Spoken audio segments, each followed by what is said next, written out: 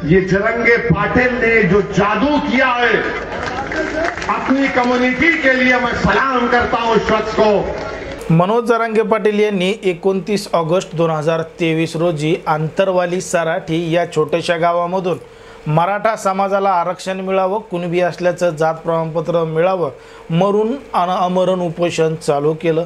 आमरण उपोषण चालू केल्यानंतर मनोज जरांगे पाटील यांचं नाव संपूर्ण जिल्ह्यामध्ये, राज्यामध्ये आणि देशभर प्रसिद्ध झालं। मनोज जरांगे पाटील यांच्या पाठीमागे संपूर्ण समाज हा ठामपणे खंबीरपणे उभा राहिलेला आपण पाहिला।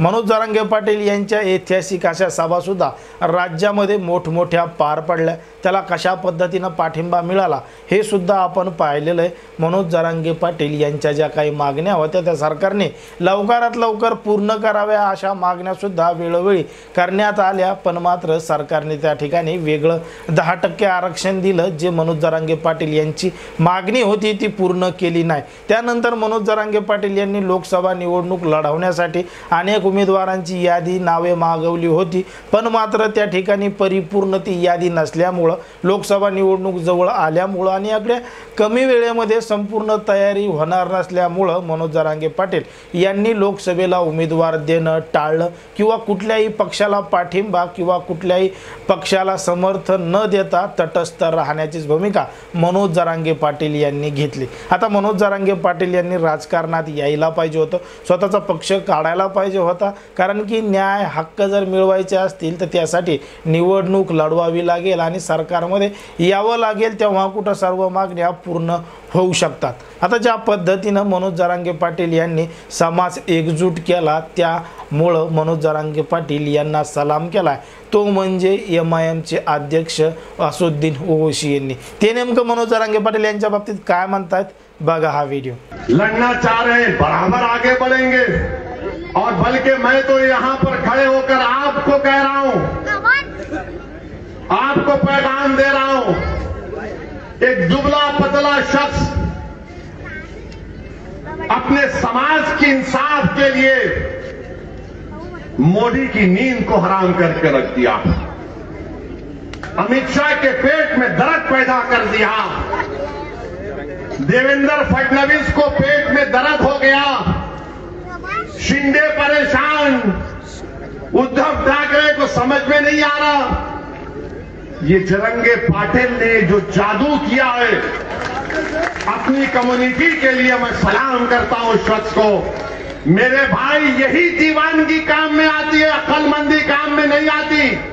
मैं तो उम्मीद कर रहा था कि जरंगे पाटिल साहब एक सियासी पार्टी बनाएंगे और जब तक सियासी पार्टी नहीं बनाएंगे इंसाफ नहीं होगा। याद रखो, इलेक्शन लड़ो, वोट हासिल करो, लीडरशिप बनाओ, तब इनको मालूम होगा कि क्या होता है गरीबों से नाइंसाफी करने का।